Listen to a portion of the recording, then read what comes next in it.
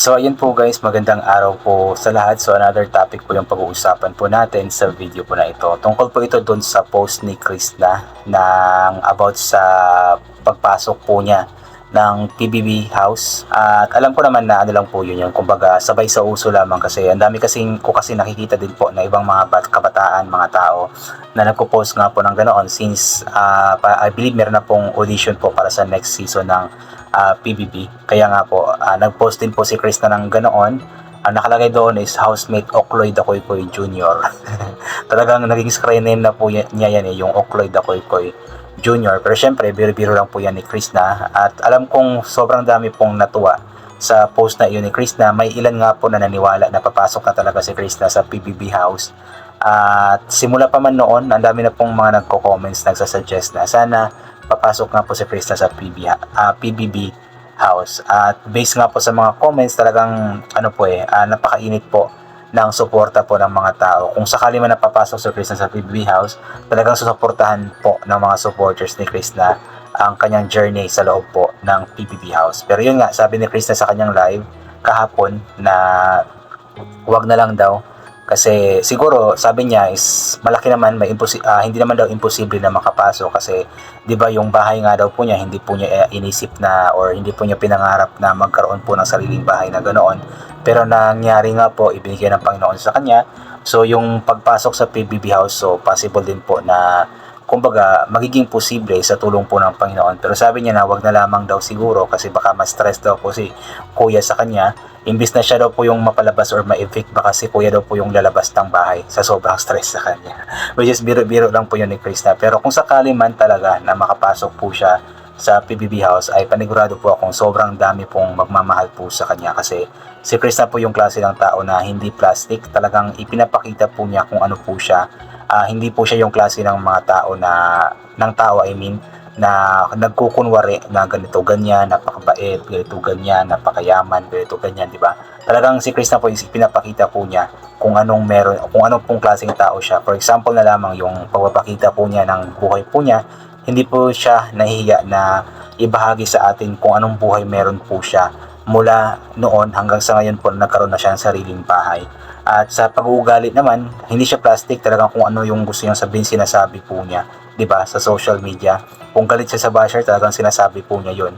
Although may mga times na kumbaga tumatahimik siya ganoon, pero dumadating din po sa punto na nauubos ang kanyang pasensya at talagang sinasagot-sagot po niya ang mga bashers. Isa po yun sa patunay na hindi po siya plastic at talagang wala siyang pakialam kung ano pong sasabihin ng mga tao sa kanya as long as ipinapakita po niya kung ano ang totoo sa kanya. At yun po yung hinahanap ni Kuya kasi sa PBB, yung taong nagpapakatotoo talaga, yung tawag dyan hindi plastic ba, yung kung anong ugali meron sa labas, yun din po ang ipapakita sa loob. So yun po yung mga gustong-gusto ng mga tao kapag na makapasok sa PBB house. At kung sakali nga po makapasok sa Krishna, ay panigurado po akong sobrang dami po magmamahal sa kanya dahil nga po sa pagka-totoong tao nga po niya. So abangan na lamang po natin kung sakali man na makapasok nga ba siya, kung totohanin ba niya ito or kung hindi man, at least 'di ba, natuwa naman tayo sa kanyang post na ganito. Pero kung totohanin niya talaga, so dapat suportahan po natin siya kung ano man po ang mangyari at sa magiging journey nga po niya kung sakali man. Hindi ko sinasabing papasok kung sakali man lang talaga, di ba? Kasi nga walang imposible naman.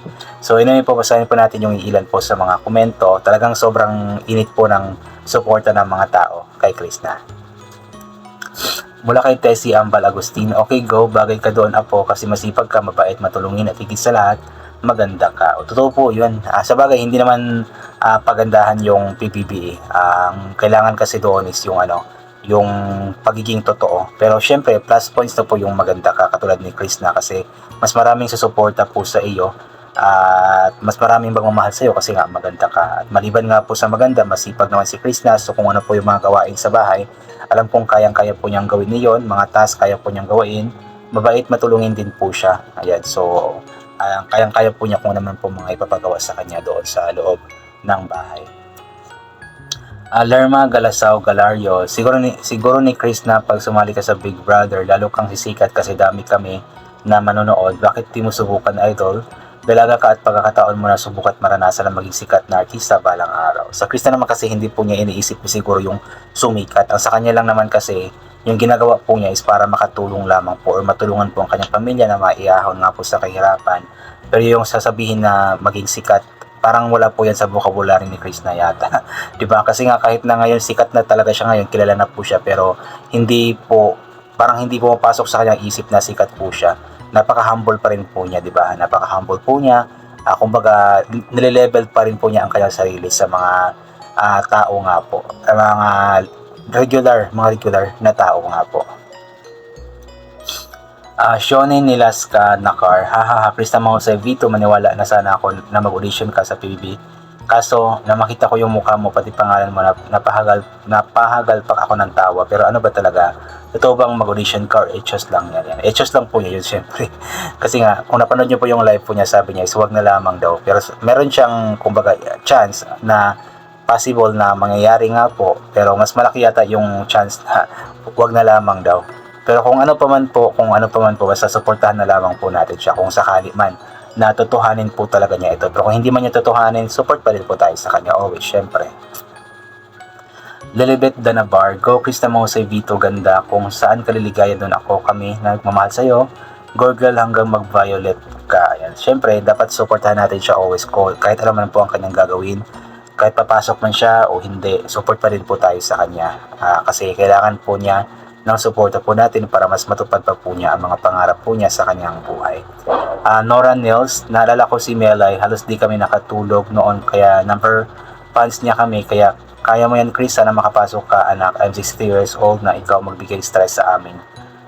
Ikaw magbigay stress sa aming lola. Magbigay stress or magpaalis ng stress siguro lola. Siguro si Chris na yung magpaalis ng stress po inyo kung sakali man napapasok siya sa PBB house, di ba? Gemaline Borillo, go Krista Mahusay Vito, kaya mo yan kasi lahat ng pinapakita mo totoo, walang kaplastikan, para kaibigan ka pa at magaling ka magpatawa, kaya go para makilala ka pa ng marami. Plus points din po yun kung sakali man napapasok talaga siya, yung pagiging kalog po niya, yung pagiging palatawa, palabiro, ay malaking points po yun kasi yun po yung gustong panoorin ng mga tao kasi hindi sila naboboring kapag ganoon. At katulad ni Melay, 'di ba? Si Melay napaka palabiro. Kaya nga po nanalo siya kasi nga po gustong-gusto ng mga tao yung mga taong palabiro talaga. Kaya malaki ang chance ni Chris na kung sakali may napapasok po siya kasi kumbaga marami siyang assets. For example na lamang yung pagiging palabiro po niya, palatawa, palakaibigan at yung kagandahan po niya. Kaya possible na may chance na mag-big winner kung sakali man. RJ Lee, go bagay yung personality mo dyan. Totoo ka kasi at may saltik rin gaya ni Melay. Pero i-practice sa i-control ang mga bastos na word na accidentally maingon mo usahay kay nasa TV ka. Yun lang din po yung problema kung nasa TV siya kasi bawal talaga yung mga ganoong mga words. Si Chris na kasi diba, sa social media, sa Facebook or sa YouTube is may mga times na nakakapagsalita po siya ng mga hindi akma na word, which is naging normal na po yun sa kanya. Kasi yun po yung po niya araw-araw. At sa mga Bisaya po, sa mga Pilipino specifically, ay normal na po sa atin yung kumbaga wala po sa isip natin na sinasabi po iyon, pero bigla po nating nasasabi, parang ganoon ba. So siguro i-control na lamang muna niya, i-practice niyang i-control po yung mga ganoong mga bagay kasi delikado din po yun sa national TV. Lolita Malana, sige para mainggit sila sa iyo pati basher kasi anak maganda ka at madiskarte. Dalaga ka pa, may masipag kaya gaganda ng iyong buhay laban na Krista. Kapag papasok si Krista sa PBB house, panigurado akong mas lalong manggagalaiti po ang mga bashers, especially kapag manalo si Krista doon. Ay nako, yung mga bashers, ewan ko na lamang, baka luluwa yung mata nila sa sobrang inggit na talaga. Menchi Agpuon, Akitanya, sige dahil Krista Mahusay Vito, suportahan ka, pasok ka na sa bahay mo lang na punong-puno ng sakripisyo, luha at syempre pagmamahal, the fruit of your heart working is waving. Hindi ko naintindihan, wait lang. Sige dahil Chris na supportahan ka, pasok ka na sa bahay mo lang na punong-puno ng sakripisyo, luha. Ay sa bahay lang daw niya papasok na punong-puno ng sakripisyo, luha at pagmamahal. Kumbaga yung bunga ng kanyang pagsisikap, yun pala yun. Akala ko sa PBB house. Nineng Francia, go Chris na Mahusay, it's your time to shine, may God bless you.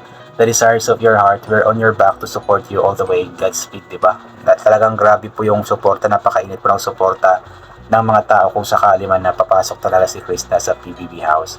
And lastly, Jane Avjak, sige girl, Sige girl, Krishna Mausebito, go. Gusto namin yan. Krishna ang Amazon ng mag-uuling ng Davao. Maganda yun. Magandang screen name, tawag yan, screen title ba tawag yun? Krishna ang Amazon ng mag-uuling ng Davao. Amazon na talaga. Sobrang tapang nun na. Anyway, hanggang dito na lamang po. God bless and bye for na po.